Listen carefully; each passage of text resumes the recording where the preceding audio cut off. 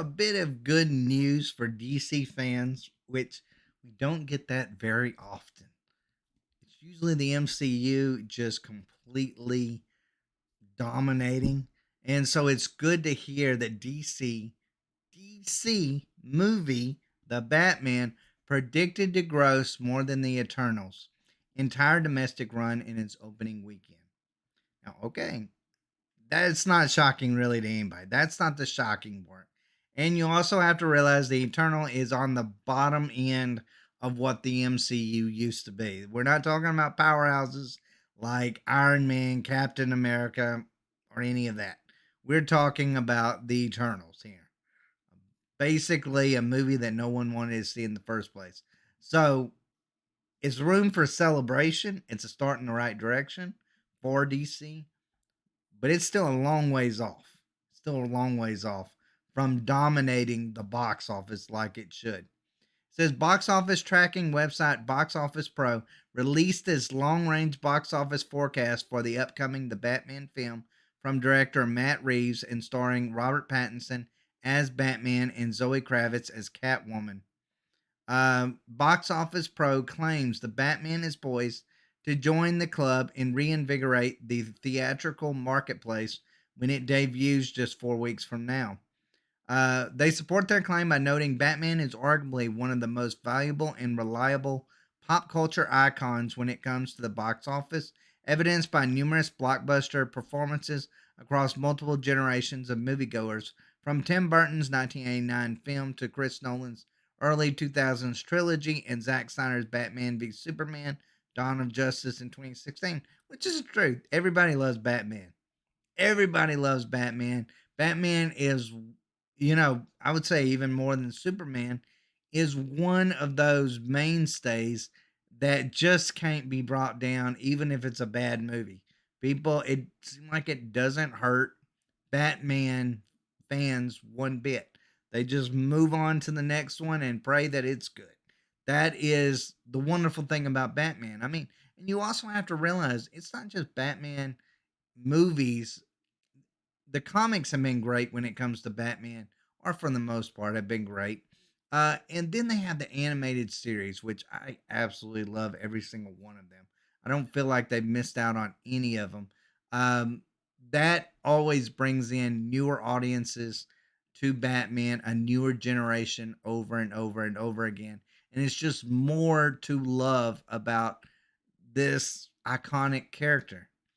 It says a man's tracking social activity and trailer imprints for the Batman are the strongest of any release, excluding Spider Man No Way Home, since before the pandemic began. Now, I will say this, I would be shocked if it's as good as Spider Man No Way Home. Could be wrong. Could be wrong. I would love it if I was wrong because Spider Man No Way Home, I will admit, was a great movie. It was probably the best movie I've seen in a very long time. And that goes not just for superhero movies, that just goes for movies in general. It was a good movie. Uh, I hope that this Batman movie is going to be that way. I just don't know if the Batman is going to be at that level yet. Maybe a future one, yes, but I don't know about this. Like I said, I hope I'm wrong. Preliminary metrics align closely with Captain Marvel, which scored the third highest March opening in history with 153.4 million 3 years ago. They add, okay, and that's the one thing about Batman too, is Batman's not something that's going to go away.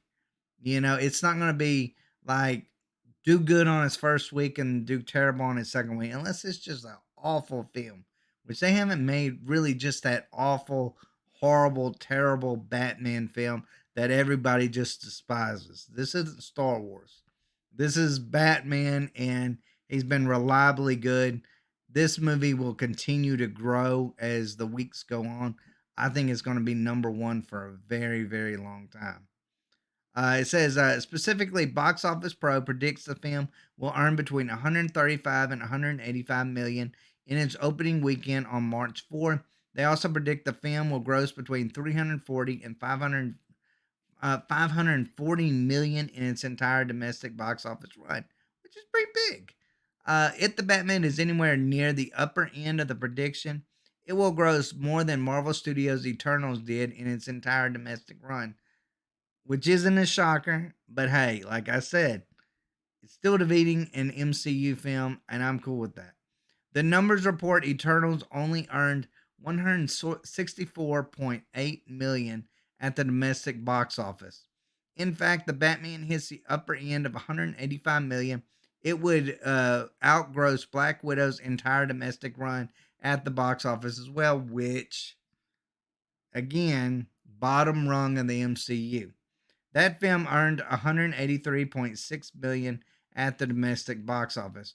And look, that film, it was going to be successful at first until people realized how bad it sucked. Um, but I mean, look, I don't think anybody is out there saying that this film's going to tank.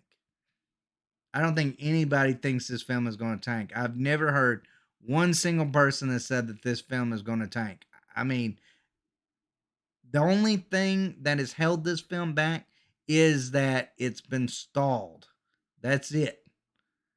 But as far as what it was going to do at the box office, it didn't matter if it was stalled here now or if it come out 5 years from now. It was going to be successful when and if it did come out. And now that we know it's going to come out for sure, um, it's going to be a success. I'm happy that it's at least taking that is projected to overtake a lot of these MCU films, even if it is at the bottom rung of the MCU. You know, it's not much to say you beat Black Widow. It's not much to say you beat the Eternals. But how many DC films can really say that, hey, if we went toe to toe with any of these films, we'd have still been out on top? That's a win. That's probably the biggest win we've got since the Snyder Cut. I'll take it. It's a step in the right direction, and it's making me look forward to future Batman films and just DC projects in general, which I think there's a lot of good ones that's coming out this year and next year as well. So, I mean, hey, this might be DC's chance to just overtake the MCU. I hope it is.